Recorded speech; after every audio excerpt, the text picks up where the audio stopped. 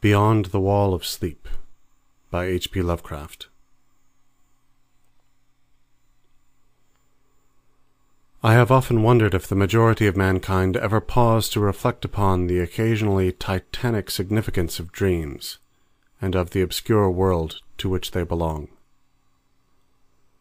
Whilst the greater number of our nocturnal visions are perhaps no more than faint and fantastic reflections of our waking experiences, Freud, to the contrary, with his puerile symbolism, there are still a certain remainder whose immundane and ethereal character permit of no ordinary interpretation, and whose vaguely exciting and disquieting effect suggests possible minute glimpses into a sphere of mental existence no less important than physical life, yet separated from that life by an all but impassable barrier.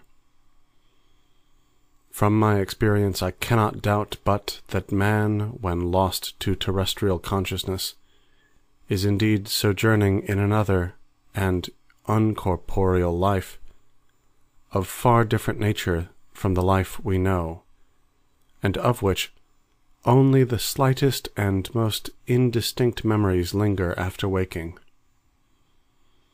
From those blurred and fragmentary memories we may infer much, yet prove little. We may guess that in dreams life, matter, and vitality, as the earth knows such things, are not necessarily constant, and that time and space do not exist as our waking selves comprehend them. Sometimes I believe that this less material life is our truer life, and that our vain presence on the terraqueous globe is itself the secondary or merely virtual phenomenon. It was from a youthful reverie filled with speculations of this sort that I arose one afternoon in the winter of 1900 and 1901, when to the state psychopathic institution in which I served as an intern was brought the man whose case has ever since haunted me so unceasingly. His name, as given on the records, was Joe Slater, or Slater, and his appearance was that of the typical denizen of the Catskill Mountain region, one of those strange, repellent scions of a primitive colonial peasant stock, whose isolation for nearly 3 centuries in the hilly fastnesses of a little-travelled countryside has caused them to sink to a kind of barbaric degeneracy, rather than advance with their more fortunately placed brethren of the thickly settled districts. Among these odd folk, who correspond exactly to the decadent element of white trash in the South, law and morals are non-existent, and their general mental status is probably below that of any other section of Native American people. Joe Slater, who came to the institution in the vigilant custody of 4 state policemen, and who was described as a highly dangerous character, certainly presented no evidence of his perilous disposition when I first beheld him.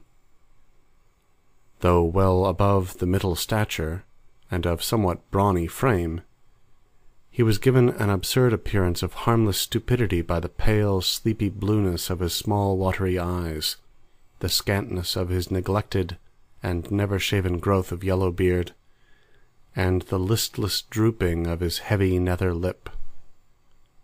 His age was unknown, since among his kind neither family records nor permanent family ties exist, but from the baldness of his head in front, and from the decayed condition of his teeth, the head surgeon wrote him down as a man of about 40.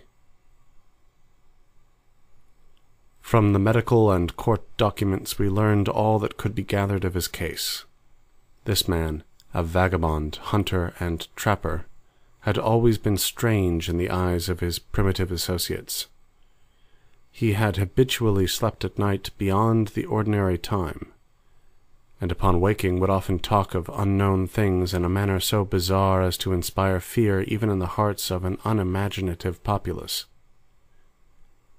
Not that his form of language was at all unusual, for he never spoke save in the debased patois of his environment, but the tone and tenor of his utterances were of such mysterious wildness that none might listen without apprehension.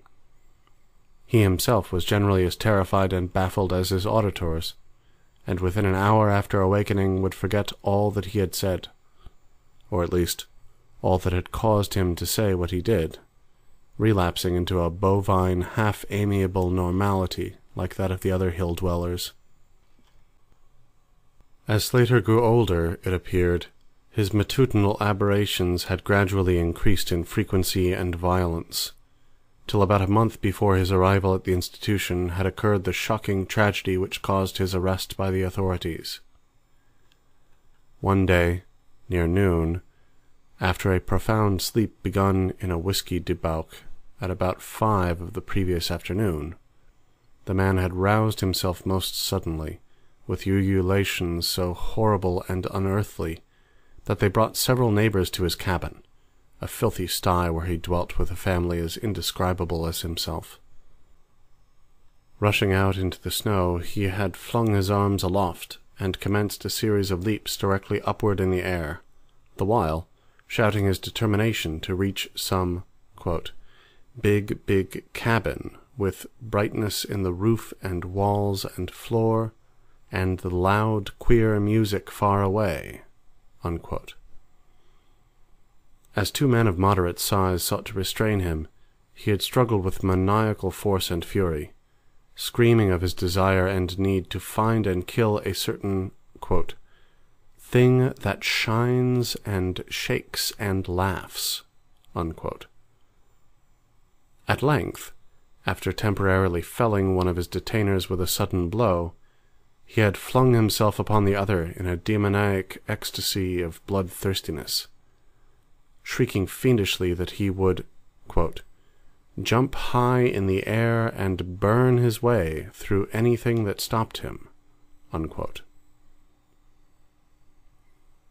Family and neighbors had now fled in a panic, and when the more courageous of them returned, Slater was gone, leaving behind an unrecognizable pulp-like thing that had been a living man but an hour before.